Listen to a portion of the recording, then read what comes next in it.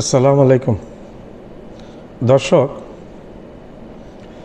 কথিত Trump plan নিয়ে ভারত ভীত সন্ত্রস্ত হয়ে পড়েছে।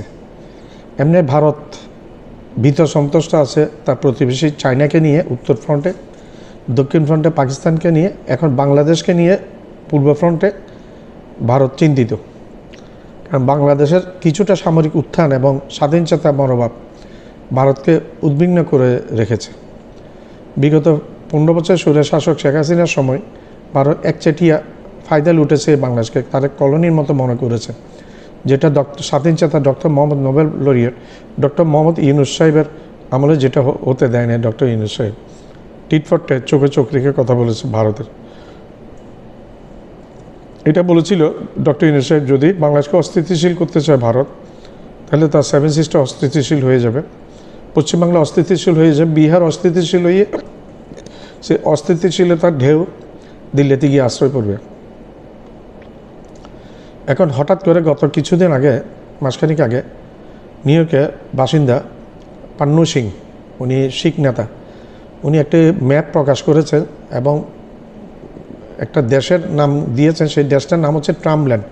মার্কিন প্রেসিডেন্ট ডোনাল্ড ট্রাম্পের সম্ভবত দৃষ্টি আকর্ষণ করতে চেয়েছে এবং লবিংসদের দৃষ্টি আকর্ষণ করতে চেয়েছে, নাম দিয়েছে ট্রাম্পল্যান্ড।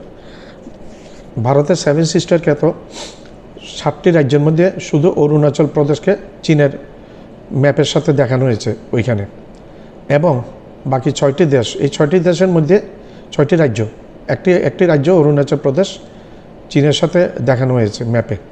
বাকি 6টি রাজ্য এগুলা খ্রিস্টান ডমিনেন্ট, খ্রিস্টান সংখ্যাগরিষ্ঠ। এই রাজ্যগুলোকে ট্রাম্পল্যান্ড, একটা খ্রিস্টান দেশ, ট্রাম্পল্যান্ড নাম দিয়ে খ্রিস্টান দেশ হিসেবে দেখিয়েছেন, যেটা ভারতে পিলা চমকে গেছে এবং ভারত বিচলিত হয়ে গেছে।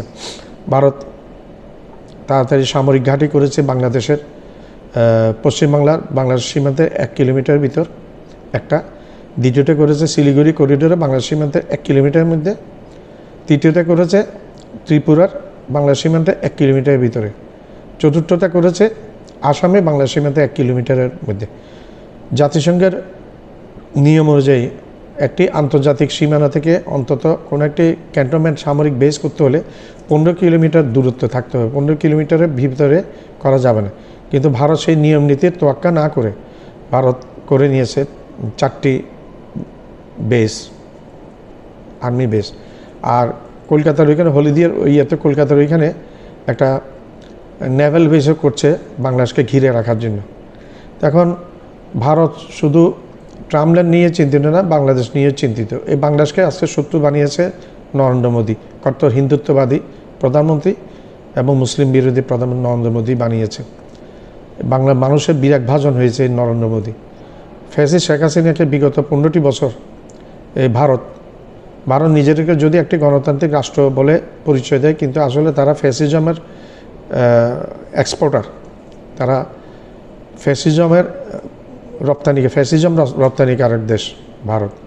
এই শেখ হাসিনাকে তিনটি ইলেকশন, একটি ভোটারবিহীন ইলেকশন, একটি দিনের ভোট রাতে করেছে, আরেকটা ডামি শেষটা যেটা ডামি প্রার্থী দিয়ে সেটা ইলেকশন করেছে এবং ভারত সেগুলোকে স্বীকৃতি দিয়েছে, ভারতের সহযোগিতায় হয়েছে। এই ফ্যাসিস্ট শেখ হাসিনাকে এত বছর টিকিয়ে থাকতে ভারতের অবদান 101%। বাংলাদেশের বিডিআর হত্যাকাণ্ড, শেখ হাসিনা ক্ষমতায় আসার 1 মাসের মাথায় 18-20 দিনের মাথায় বিডিআরের 57 জন আর্মি অফিসার মেরে ফেলার ভিতর ভারত এবং শেখ হাসিনা জড়িত। এই আওয়ামী লীগ এবং ভারতের মিলিত ফল হয়েছে এটা। তারপর হচ্ছে হেফাজত হত্যাকাণ্ড, ভারতের জড়িত এবং আওয়ামী লীগ হাসিনা জড়িত।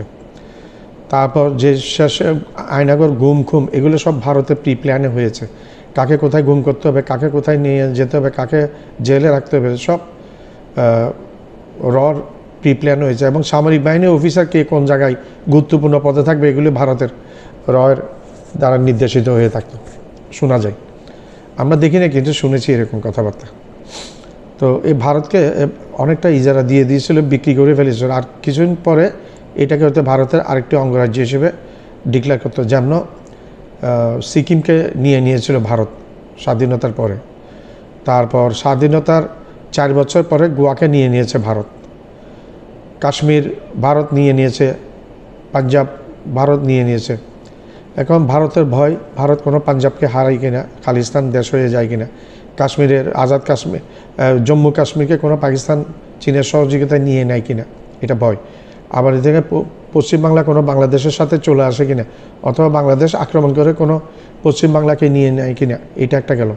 আরেকটা হচ্ছে সেভেন সিস্টার নিয়ে ভারতের ভয়। তো ভারতের ভয়, যেখানে বাঘের ভয় সেখানে রাত ভয়, একটা কথা আছে। ভারতের যেখানে ভয় সেখানে হাত দিয়েছে পান্নু সিং, শিখ নেতা, বিদ্রোহী শিখ নেতা এবং আমেরিকা প্রবাসী, আমেরিকার সিটিজেন। উনি এই কাজে হাত দিয়েছেন। তো এই কাজ একবার যখন উঠেছে, এটা টুমোরে এটা হবে, এটাতে যারা বিচ্ছিন্নতাবাদী সেভেন সিস্টারের, তারা খুব উচ্ছ্বসিত হয়েছে, তারা খুব খুশি হয়েছে। এবং এই কাজে চীন সাহায্য করবে, আমেরিকা পরোক্ষভাবে সাহায্য করবে। আমেরিকার সারা পান্নু সিং এটা প্রকাশ করতে পারে না আমেরিকার মতো দেশে থেকে। আর বাংলাদেশে কম বেশি, বাংলাদেশ হয়তো কারো ক্ষতি করে নেই, আজ পর্যন্ত কোনো দেশে ক্ষতি করে নেই। ভারত শুধু বাংলাদেশকে শত্রু হিসেবে মনে করছে পোস্ট হাসিনা রিজন, হাসিনা পরবর্তী শাসন ব্যবস্থায়। ওয়াশিংটনের শীত তখন তীব্র। হোয়াইট হাউসের উত্তর প্রান্তের রাস্তায় হালকা তুষার জমেছে। সাংবাদিকদের ভিড়ের মাঝে দাঁড়িয়ে এক শিখ নেতা হঠাৎ পকেট থেকে বের করলেন ভাঁজ করা একটি মানচিত্র। তিনি সেটি খুলতেই ক্যামেরার ফ্ল্যাশে ঝলসে উঠল এক চমকপ্রদ চিত্র। ভারতের উত্তর পূর্বাঞ্চল পুরোপুরি আলাদা, রঙিন রেখায় চিহ্নিত এক নতুন দেশ, উপরে লেখা ট্রাম্পল্যান্ড। জনতার মধ্যে গুঞ্জন ছড়িয়ে পড়ল। মানচিত্রের পাশে বড় অক্ষরে লেখা নাগাল্যান্ড, মিজোরাম, মেঘালয়, মণিপুর, আসাম, ত্রিপুরা, স্বাধীন খ্রিস্টান রাষ্ট্র। শিখ নেতা গুরুপদ বন্ধ সিং পান্নুন মাইকে চিৎকার করে বললেন, ভারতের সংখ্যালঘুরা আজ বন্দী, ট্রাম্পল্যান্ড হবে তাদের মুক্তির দেশ। দূরে দিল্লির সাউথ ব্লকে তখন রাত। মোদী সরকারের নিরাপত্তা কক্ষে হঠাৎ বাজল রেড অ্যালার্ম। পেন্টাগন নয়, এবার হুমকি এসেছে সরাসরি আমেরিকার বুকে, আর তার লক্ষ্য ভারতের ভেতরেই। পান্নুন নামের এই শিখ নেতা নতুন কিছু নন। তিনি খালিস্তান রেফারেন্ডাম 2020-এর মুখ, যিনি আগে পাঞ্জাবকে আলাদা রাষ্ট্র বানানোর দাবি তুলেছিলেন। কিন্তু এবার তার লক্ষ্য বদলেছে, ভারতের উত্তর পূর্বাঞ্চল। নাগাল্যান্ড, মিজোরাম, মেঘালয়, মণিপুর, আসাম, ত্রিপুরা, এই 7 রাজ্য নিয়ে তিনি ঘোষণা করেছেন খ্রিস্টান ফেডারেশন অফ ট্রাম্পল্যান্ড। আর সেই মানচিত্রে ভারতের অরুণাচল প্রদেশকে তিনি সরাসরি চীনের অংশ হিসেবে দেখিয়েছেন। ভারতের পররাষ্ট্র মন্ত্রণালয় সঙ্গে সঙ্গে এই পদক্ষেপকে বলেছে ভারতের সার্বভৌমত্বের উপর সরাসরি আঘাত। দিল্লি জানে এই মানচিত্র শুধু এক টুকরো কাগজ নয়, এর ভেতরে লুকিয়ে আছে এক অঘোষিত ভূ রাজনৈতিক বার্তা। যে বার্তা বলছে ভারতের উত্তর পূর্ব এখন আর শুধুই দিল্লির নয়, সেখানে অন্য শক্তির ছায়া ঘনীভূত হচ্ছে। পান্নুনের দাবি, ভারতে খ্রিস্টানরা চরম নিপীড়নের শিকার। বড়দিনের রাতে গির্জায় হামলা, যাজকদের উপর নির্যাতন আর হিন্দুত্ববাদী সংগঠনগুলোর ধর্মান্তর বিরোধী প্রচার, এসবই তার যুক্তির পাথেয়।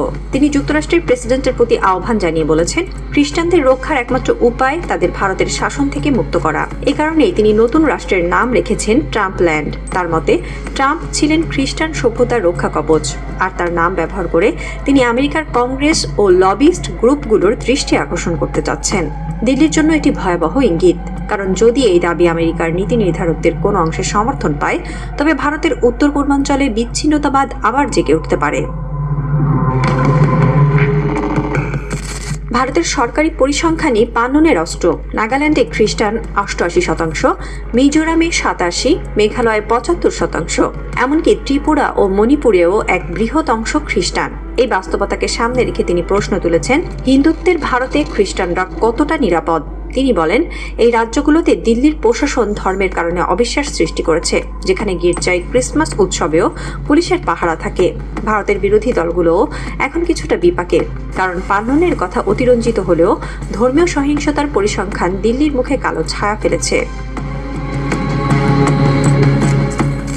দিল্লির আতঙ্ক এখানেই থেমে নেই। ভারতীয় সংবাদ মাধ্যমগুলো হঠাৎ বাংলাদেশের নাম টেনে এনেছে এই ট্রাম্পল্যান্ড ষড়যন্ত্রের। হিন্দুস্তান টাইমস দাবি করেছে, বাংলাদেশের অন্তর্বর্তীকালীন সরকারের কিছু ব্যক্তি ও ছাত্র নেতা নাকি ভারতের উত্তর পূর্বে অশান্তি সৃষ্টির পরিকল্পনায় জড়িত। এমনকি তারা মৃত শহীদ ওসমান হাদির নামও টেনে বলেছে, তার বক্তব্যই নাকি দিল্লি বিরোধী প্রতিরোধের অনুপ্রেরণা। কিন্তু ঢাকা বলছে এসবই ভারতীয় প্রোপাগান্ডা। বাংলাদেশের লক্ষ্য মানবিক সহযোগিতা, রাজনীতি নয়। ডক্টর ইউনূসের নেতৃত্বে চট্টগ্রাম থেকে থেকে রাখাইন পর্যন্ত মানবিক করিডোর প্রস্তাবটি রোহিঙ্গা ও যুদ্ধবিধ্বস্ত মানুষের সহায়তার জন্যই ছিল, কিন্তু ভারতীয় মিডিয়া সেটিকেও চক্রান্ত হিসেবে ব্যাখ্যা করেছে। বাংলাদেশের পররাষ্ট্র মন্ত্রণালয় স্পষ্ট বলেছে, আমরা কোনো দেশের সার্বভৌমত্ব ক্ষুণ্ণ করি না, বরং মানবিক সংকট ঠেকাতে কাজ করি। ভারতের নিরাপত্তা বিশ্লেষকরা বলছেন, দিল্লির মূল ভয় দুটি: এক, উত্তর পূর্বাঞ্চলের বিচ্ছিন্নতাবাদ আবার জেগে ওঠা; দুই, বাংলাদেশ মিয়ানমার সীমান্তে রোহিঙ্গা ও খ্রিস্টান বিদ্রোহীদের সংযোগ। তারা দাবি করছে, মায়ু পাহাড় ও নাফ নদীর গহীন বনে রোহিঙ্গা জঙ্গিরা মাছ ধরার ছদ্মবেশে অবস্থান করছে।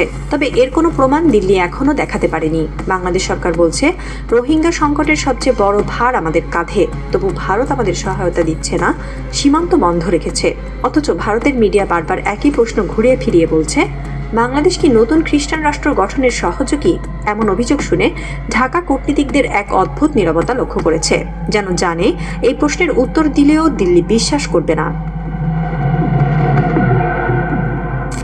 দিল্লি এখন আর শুধু পান্নুনকে নয়, ওয়াশিংটনের কূটনৈতিক আচরণকেও সন্দেহ করছে, কারণ যুক্তরাষ্ট্র কখনোই তার বক্তব্যের বিরোধিতা করেনি। হোয়াইট হাউসের মুখপাত্র কেবল বলেছেন, ধর্মীয় স্বাধীনতা নিয়ে ভারতের উদ্বেগ আমরা লক্ষ্য করেছি। এই সংযমী প্রতিক্রিয়ায় দিল্লির ভেতরে অস্থিরতা তৈরি করেছে, কারণ তারা জানে ওয়াশিংটন যখন সরাসরি সমালোচনা করে না, তখন সাধারণত তারা অপেক্ষা করে রাজনৈতিক ফলাফল দেখার জন্য। এক ভারতীয় বিশ্লেষক টাইমস অফ ইন্ডিয়াকে বলেছেন, আমেরিকা ভারতের হাতে রাখছে দক্ষিণ এশিয়ার জিওপলিটিক্যাল দড়ি, কিন্তু টানটা নিয়ন্ত্রণ করছে নিজের মতো করে। ফাটল দেখা দিয়েছে। বিরোধীরা প্রশ্ন তুলছে, মোদি কেন আমেরিকার বিরুদ্ধে অবস্থান নিচ্ছেন না? যদি এই মানচিত্র পাকিস্তান প্রকাশ করত, তাহলে তো দিল্লি যুদ্ধ ঘোষণা করত। কিন্তু এখন তারা নীরব, কারণ আমেরিকার সঙ্গে তাদের প্রতিরক্ষা ও প্রযুক্তি চুক্তি জড়িত। অন্যদিকে বিজেপির ভেতরে এক শ্রেণী বলছে, এটা শুধু মানচিত্র নয়, এটা ভারতের খ্রিস্টান বেল্টে আগুনের স্ফুলিঙ্গ। তারা আশঙ্কা করছে, যদি এই অঞ্চলগুলিতে বিচ্ছিন্নতাবাদ আবার মাথা তোলে, তবে সেনা মোতায়েন করেও সেই আগুন নেভানো কঠিন হবে।